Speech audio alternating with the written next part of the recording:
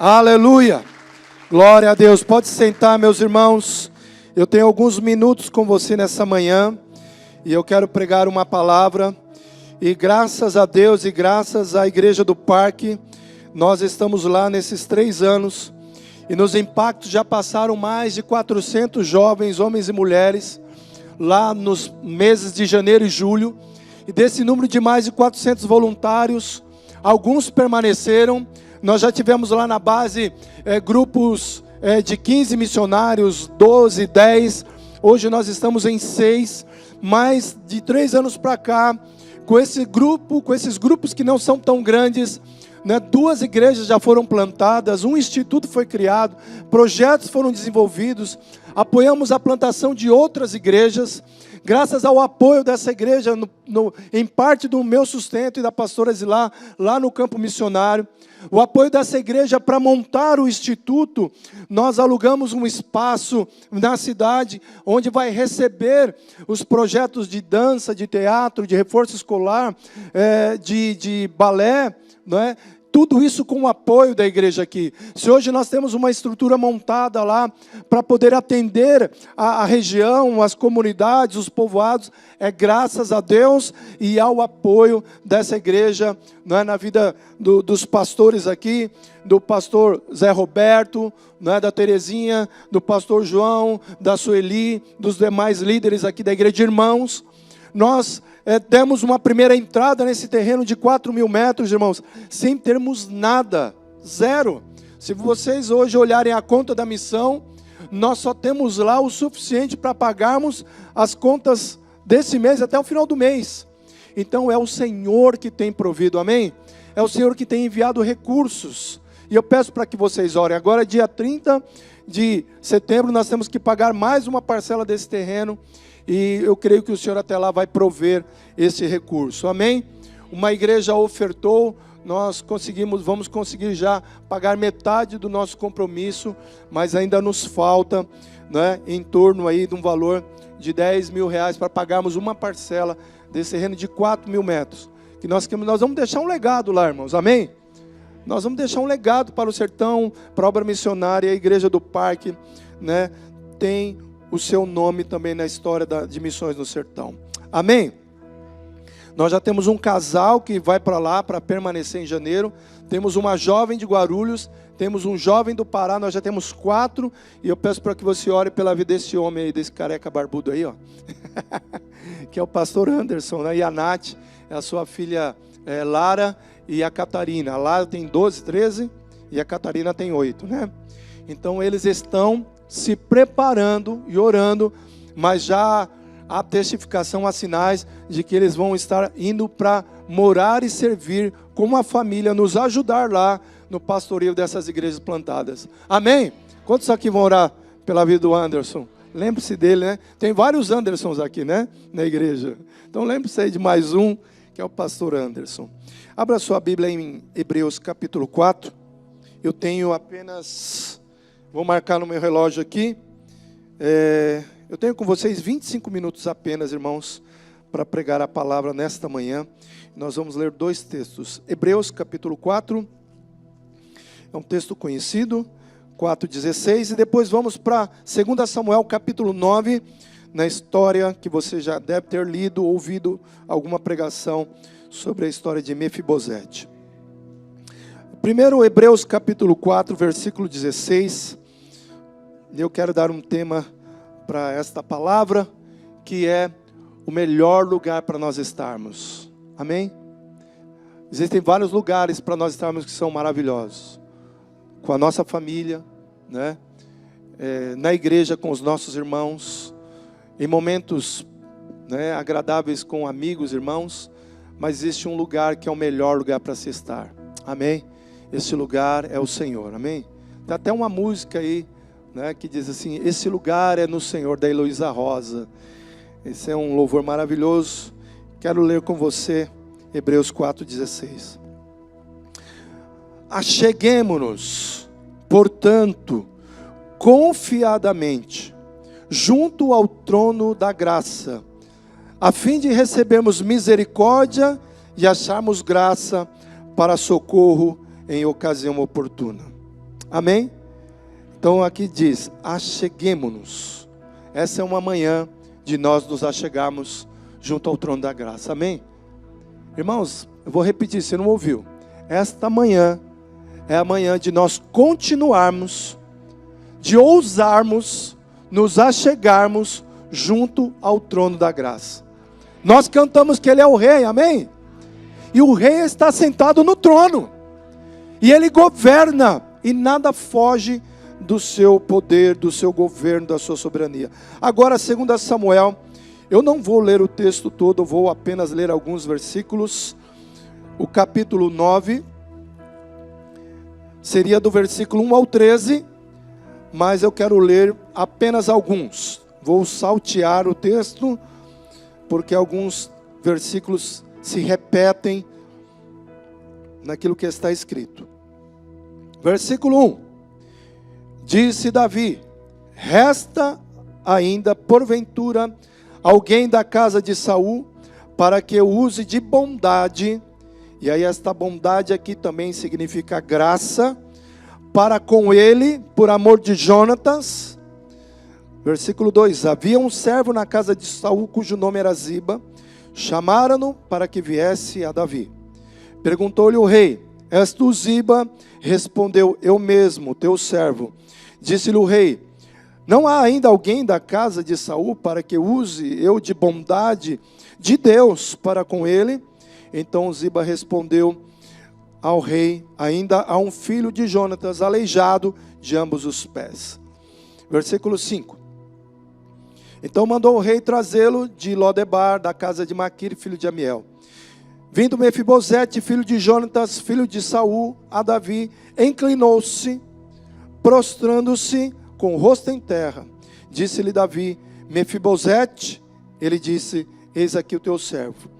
Então lhe disse Davi: não temas, porque eu usarei de bondade para contigo, por amor de Jonatas, teu pai, e te restituirei todas as terras de Saul, teu pai, e tu comerás pão sempre à minha mesa. Versículo 8.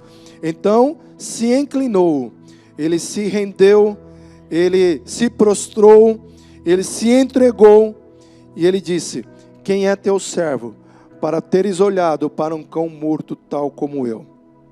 Versículo 13, então, encerrando. Morava Mefibosete em Jerusalém, porquanto comia sempre à mesa do rei. Ele era coxo de ambos os pés. Amém? Até aqui os irmãos podem depois ler o texto todo em casa. O reinado de Saul foi um reinado pedido pelos homens, os irmãos sabem disso. Foram os homens, foram o povo de Israel que disse: nós queremos ser como as outras nações. Escolha, ache um rei para nós. E essa não era a vontade de Deus. Mas Deus disse a Samuel: eu vou fazer o que eles pedem. Mas eles têm que entender que agora os filhos deles saíram à guerra. Eles trabalharão para manter esse governo. O que eles produzirem em parte vai ser para os impostos. Eles vão ter que ceder seus filhos e filhas para servirem nesse governo. Mas eu vou fazer o que o povo está pedindo. Então este reino foi um reino da vontade humana. E então nós sabemos que em determinado momento da história do rei Saul, o profeta Samuel tinha dito para ele esperar para o sacrifício. Mas ele, pressionado pelo povo, para fazer a vontade do povo, ele se sentiu constrangido, e ele então decidiu se antecipar. Então o profeta chega e fala assim: olha, antes é melhor você o quê? Obedecer do que sacrificar. E ali o reino foi rejeitado, por causa da desobediência. O reino foi rejeitado. Então Deus disse: eu aborreci a Saul e a sua casa. Então Deus manda levantar agora um outro rei, que era segundo o coração dele, e que não seria segundo a aparência, lembra? Deus vê o quê? O coração. Então o profeta achou: não, é esse o filho aqui né, de Jessé é esse cara é o rei, olha o tamanho dele, olha a aparência dele, olha como ele é forte. E passaram todos os filhos, mas Deus falou, não é esse. Mandou chamar o menino que estava pastoreando e falou, é esse, unge ele. E entre a unção e o reinado, se passaram em torno de 13 anos. Ele tinha 17, começou a reinar com 30. Então, irmãos, entre nós temos uma unção, entre nós temos um chamado, e muitas vezes fluirmos naquilo e exercermos aquilo na plenitude, existe um tempo de preparo, amém? Talvez tenha uma unção, Deus tenha te dado, mas esteja atento ao tempo de Deus, para que você flua nisso, não saia do teu lugar. Porque quando ele foi ungido, sabe o que ele fez? Ele voltou a pastorear o rebanho do seu pai. Ele voltou para o que ele estava fazendo, mas a unção estava sobre ele. Então, meu irmão, se a unção está sobre você, se você tem um chamado, fique em paz, porque aquele que te chamou, ele é poderoso para te capacitar e para te usar no tempo dele. Amém? Então, agora Deus havia levantado um reino segundo o seu coração. E como Saul e Jonatas tinham morrido na mesma batalha, no mesmo combate, quando chegou a notícia da morte, a mulher que cuidava do neto de Saul, que era o segundo na sucessão, você sabe, monarquia é assim, né? Você tem o rei, você tem o primeiro príncipe nascido, ele é o primeiro na sucessão. Aí você tem o outro filho, ele é o segundo na sucessão. Então na sucessão, esse menino, Mefibosete, que tinha sido criado para ser rei, que tinha sido ensinado desde criança, ele tinha já vivido no palácio. Ele já tinha experimentado da realeza. Agora com 5 anos, lá no capítulo 4, você depois lê em casa, a babá, porque qual que era o normal, e você já deve ter visto isso em filmes e séries. Se levanta um rei, manda matar toda aquela dinastia passada, sim ou não? Manda matar, porque esse menino, se ele crescer, ele vai querer a coroa. Então manda matar. Quando a babá ficou sabendo, ela saiu correndo com esse menino Mefibosete. Ele tinha 5 anos. E ele cai. E ele então torce os 2 pés.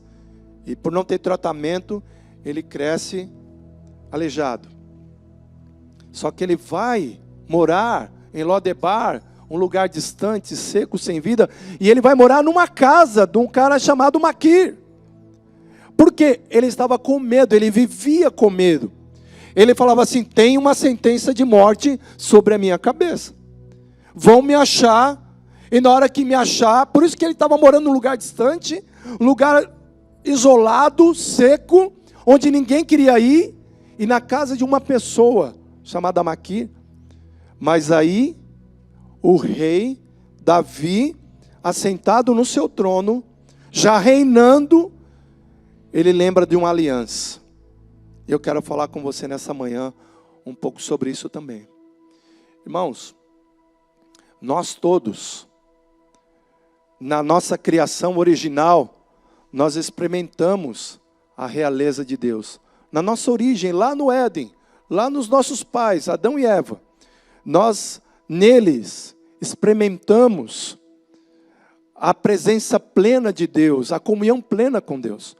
Mas por causa do pecado, da consciência do pecado, quando os olhos se abrem, e é interessante que, fazendo uma analogia, entre 5 anos de idade, na vida deste homem, Mefibosete, quando criança, você sabia que é com 5 anos que uma criança, ela tem noção do certo e errado, e ela tem consciência, e ela começa a saber o que é certo e errado, ou seja, consciência do pecado, é aos 5 anos. E justamente foi aos 5 anos que aquele menino cai e se torna aleijado. E vem uma sentença sobre ele, e ele é separado, ele é lançado para longe. Eu quero dizer que nós, sem Jesus, nós sem Cristo, somos assim também. Uma sentença sobre nós, o medo, né, do que virá, da morte, do destino, do futuro.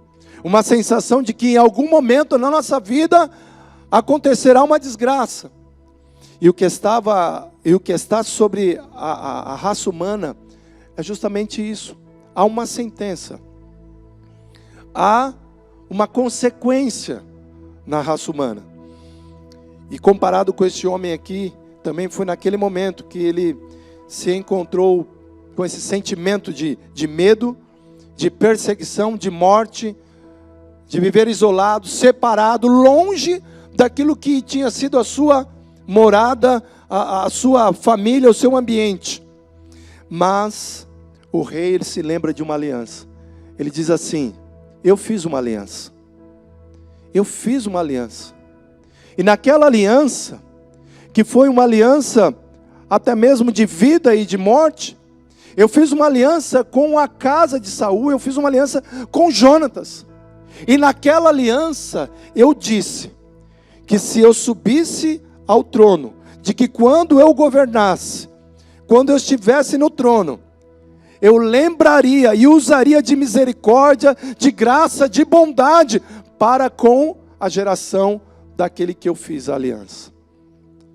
Meus irmãos, nessa manhã, nós estamos debaixo de uma aliança que foi feita na cruz do Calvário.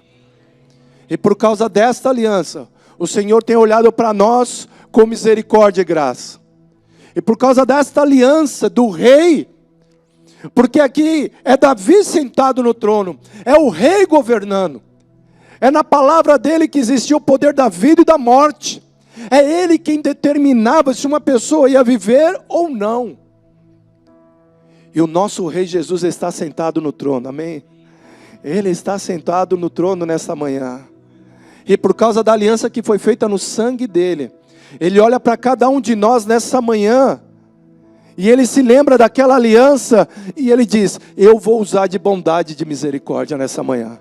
Eu vou usar de bondade e misericórdia. Tem alguém? Resta alguém? Ele está procurando. Tem alguém aqui nesta manhã para que use de bondade e misericórdia pela aliança feita na cruz do Calvário?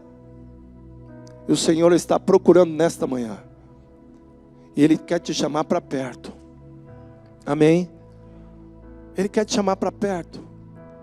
Ele quer te chamar para uma rendição. Talvez você veio aqui nesta manhã e você, como filho de Deus, como alguém que experimentou o lugar, a presença, sabe, a plenitude, as riquezas de Deus, mas você está vivendo num lugar distante, você está vivendo afastado, você está distante,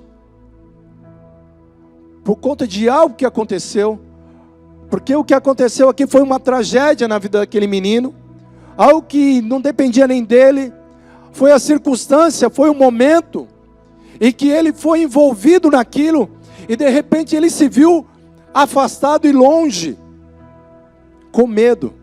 Talvez palavras de alguém, talvez atitudes, talvez situações, tenham te feito, sabe, ficar longe, longe do trono, longe da presença, longe da cidade, onde Deus habita, onde Deus governa, longe daquilo que Deus, Ele planejou para você. Mas nessa manhã, da mesma maneira que o rei Davi mandou chamar, Ele mandou chamar. Se o Senhor está te chamando nessa manhã, se o Senhor está te chamando nessa manhã, tanto para se render a Ele, como o soberano da tua vida, Ele é a tua única chance. Aquele Mefibosete, ele só tinha uma chance na vida dele. Ele só tinha uma chance. Qual era essa chance? A palavra do rei, pastor João. Era a palavra do rei. Porque quando ele ouviu o chamado, ele disse o seguinte: eu já carrego sobre mim essa situação. Eu já me considero alguém com uma sentença de morte. Eu já me considero morto. Eu não consigo mais viver nesse lugar. Eu não consigo mais viver escondido. Eu não consigo mais viver longe, com medo. Eu não quero mais viver essa vida. Eu desisto. Já que eu estou morto, já que eu estou carregando isso, o rei me encontrou, o rei me chamou, o poder me encontrou, e ele está me chamando. e eu já sei que eu vou morrer, então eu vou para me render, eu vou para me entregar. Eu fui encontrado. Só que quando ele chega diante do rei, a primeira palavra que ele ouve da boca do rei, qual foi? Não tenha medo. Deus quer tirar o medo do nosso coração, irmãos. Amém? Fala para quem está do teu lado, não tenha medo. Irmãos, tem medos que vêm sobre a nossa vida. Medo que vem quando nós pensamos nos nossos filhos. Sim ou não? Quando nós pensamos na situação financeira, ministerial, a minha vida, o meu casamento. Deixa eu te perguntar, quem governa a tua vida? Porque existe um governo que é do homem, que foi rejeitado por causa da desobediência, e esse governo nós não queremos mais, amém? Mas existe um governo que é segundo a vontade de Deus, e esse governo segundo a vontade de Deus está te dizendo para você, para mim e para você nessa manhã, não tenha medo.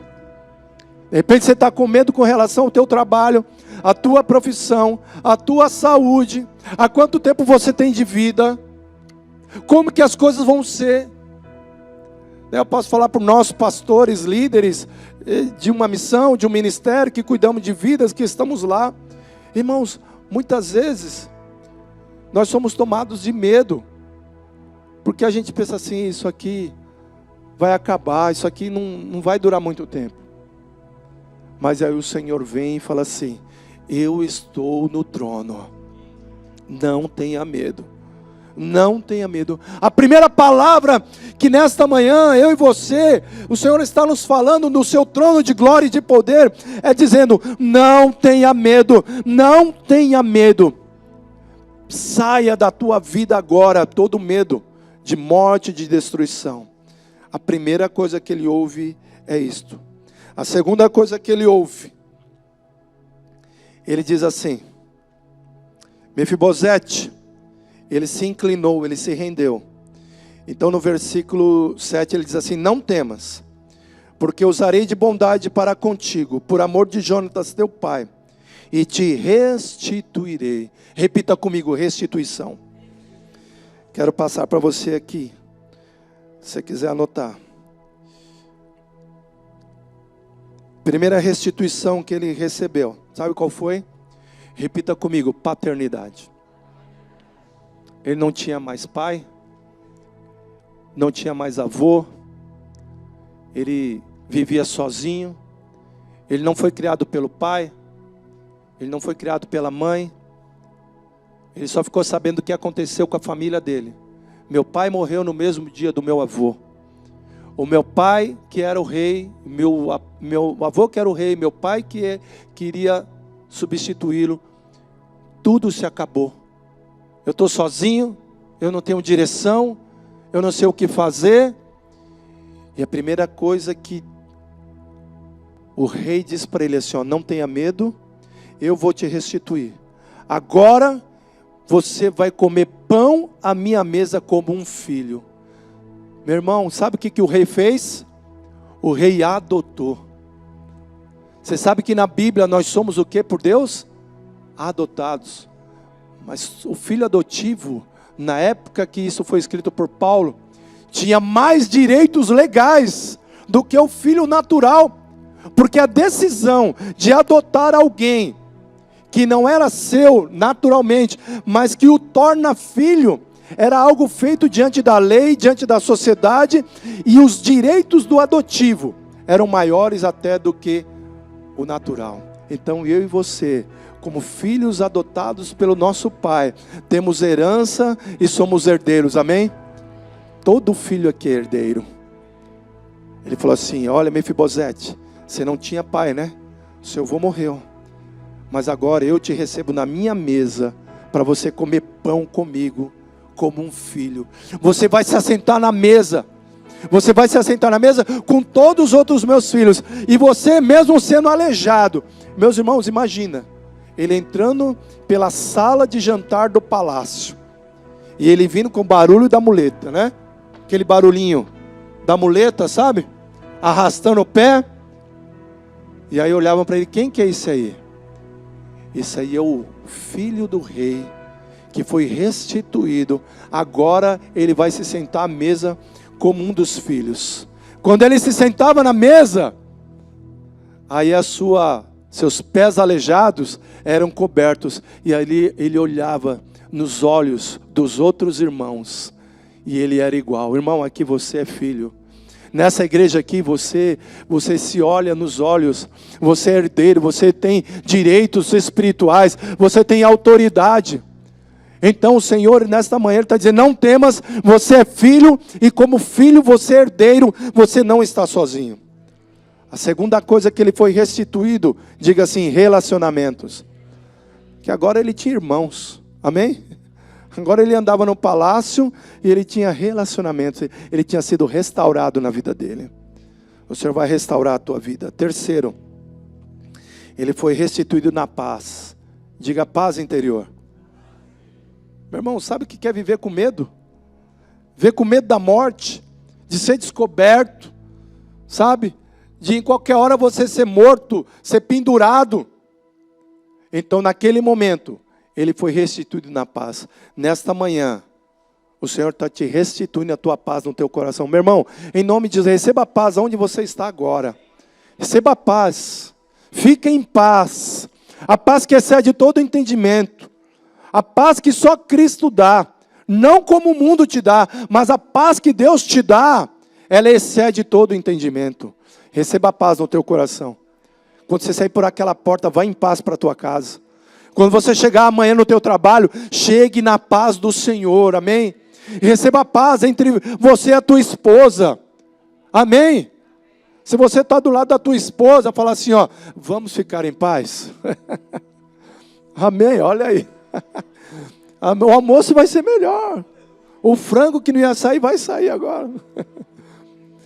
Fala para o teu pai, para o teu irmão que está do teu lado aí, vamos ficar em paz. Amém? Porque o rei traz a paz, ele é o príncipe da paz, ele é aquele que constituiu a paz verdadeira. Você pode dar um glória a Deus e aplaudir ao príncipe da paz. Ele nos restaura. Ele também nos restaura. Quarto, estou terminando, irmãos. Quarto, ele restaura a autoridade. Meu Deus, autoridade. Quem ele era? Ele chega para o rei, ele se prostra, ele se rende, e ele fala assim, Senhor, eu sou como um cão morto. Ele já se julgava, ele já tinha se assumido como alguém morto. E agora, o rei levanta ele e fala, não, por causa da aliança, você vai comer pão na minha mesa, você é filho, eu vou te restituir. Eu vou te restituir no teu coração, e eu vou te restituir também, sabe o que? Materialmente, irmãos, eu quero declarar que o Senhor também restituirá a nós também nas coisas materiais, amém?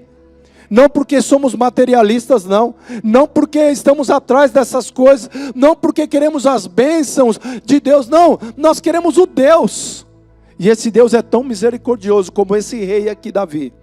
Por isso que Jesus era chamado o quê? Filho de Davi. Porque é da descendência. Ele é o rei esperado. O povo de Israel esperava. Este é aquele descendente de Davi que governará. E ele governará, amém? Ele vai restaurar céus e terra. Haverá um novo céu, uma nova terra, amém? Ele restaurará todas as coisas materiais. Ele restaurará a nossa saúde. Teremos um corpo glorificado. Amém? A nossa esperança é uma esperança viva. Ele restaura a autoridade na vida. É como aquele filho pródigo. Agora eu vejo Mefibosete no palácio do rei, falava assim, ó, coloca uma roupa nova nele. Opa. Coloca uma sandália, porque ele não é escravo, ele é filho. E coloca um anel no dedo, porque agora ele é filho do rei. Então ele foi restaurado aonde? Autoridade. Irmão, seja restaurado na tua autoridade espiritual, em nome de Jesus. Dentro da tua casa, amém? Pais, deixa eu falar para vocês, a autoridade espiritual que vocês têm na vida do filho, da filha, do neto, da neta, é de com autoridade, sabe, liberar e declarar. Como a autoridade espiritual, está faltando autoridade espiritual na vida de pais, que estão vendo seus filhos aí consumirem coisas que não devem, serem influenciados na escola, pela mídia, e estão lá sem saber o que fazer. Receba nesta manhã autoridade. Amém? Criança é uma flecha que é lançada pelo arco que são os pais, os avós. E por último, ele foi restituído, como eu acabei de dizer e já tinha emendado sem ter visto aqui. Ele foi restaurado nos seus bens. Você perdeu coisas? Saiba de uma coisa, o nosso Deus é poderoso para restituir, para restaurar. Fica de pé, meu irmão, em nome de Jesus. Acabou o meu tempo. Tinha outras coisas para falar? Fica para a próxima. A próxima quem vai pregar não serei eu, será a pastora Zilá. Vocês concordam? Pastor Zé Roberto, próxima vez que a gente vier, o ano que vem, tá? Lá para março, abril talvez, já está escalado aí. Eu só vou vir aqui orar. Amém? Quantos são filhos aqui? Então se você é filho, você é herdeiro. Se achegue confiadamente agora, meu irmão. Se achegue confiadamente, vai. Em nome de Jesus, o Rei dos Reis. No trono da graça, de misericórdia, receba. Esta manhã é a ocasião oportuna. Chegue confiadamente agora. Confiado no sangue, confiado na aliança, confiado no sacrifício, confiado no amor de Jesus pela tua vida. Se achegue confiadamente. Começa a ser restaurado agora. Pai, eu oro pelo teu povo nesta manhã. Nós oramos, Senhor, agora.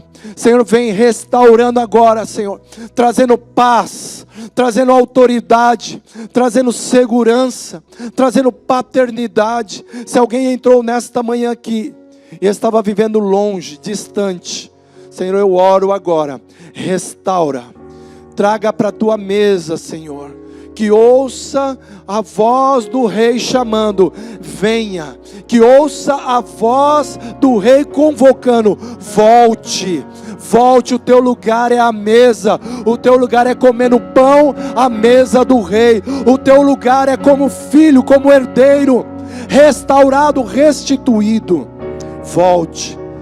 Se alguém nesta manhã aqui quer se reconciliar com o Senhor, como filho, como filha do Rei, para comer pão à mesa, não mais viver longe no lugar seco. Se alguém nesta manhã está voltando para esta igreja, se alguém está voltando para a presença do Rei, para a mesa do Rei, com outros irmãos terem relacionamento, levante a sua mão, quero orar pela tua vida nesta manhã. Senhor, eu oro por todo aquele que está voltando para esta igreja, todo aquele que está sendo restituído, todo aquele que está sendo liberto, todo aquele que está sendo restaurado. Senhor, recebe. Esta casa é a tua casa. Aqui existe uma mesa onde o teu pão é servido, onde a palavra é servida, onde há, meu Pai, água viva, onde há, Pai, pão que desce do céu, onde há alimento espiritual. Restitui, Senhor, restitui, Senhor. Oh, aleluia. Pai, abençoa esta igreja amada, pastores amados, líderes amados, jovens, homens e mulheres, que esta igreja do Senhor, de filhos herdeiros, continue comendo pão. Não falte pão nessa casa.